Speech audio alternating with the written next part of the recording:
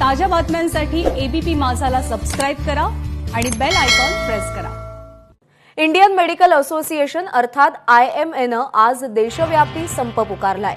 या दरम्यान सकाळी 6 ते संध्याकाळी 6 पर्यंत क्लिनिक आणि OPD सेवा बंद ठेवण्यात येणार आहेत।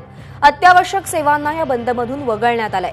केंद्र सरकारनं BAMS झालेल्या डॉक्टरांना पदव्युत्तर शिक्षणामध्ये 58 शस्त्रक्रिया करण्याची परवानगी दिली आहे आणि या विरोधात हा संप पुकारण्यात आलाय।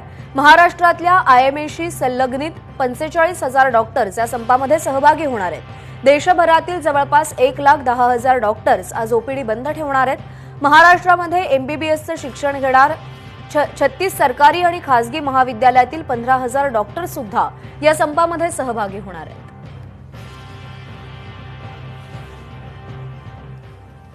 आयुर्वेदिक पदव्युत्तर विद्यार्थ्यांना ॲलोपॅथीमधल्या 58 शस्त्रक्रिया करण्याची परवानगी आणि त्याचं तंत्रज्ञान त्यांना देण्यासाठीचा एक कोर्स सुरू करण्याचं जाहीर केलेलं आहे।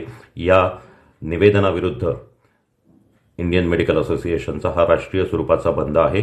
या आंदोलनाला महाराष्ट्रातल्या आणि भारतातल्या सर्व स्पेशालिस्ट आणि सुपर स्पेशालिस्ट अशा 34 संस्थांनी सक्रिय पाठिंबा दिलेला आहे। त्याचप्रमाणे वैद्यकीय शिक्षक आणि शासकीय वैद्यकीय डॉक्टर्स यांचाही याच्यामध्ये पाठिंबा आहे।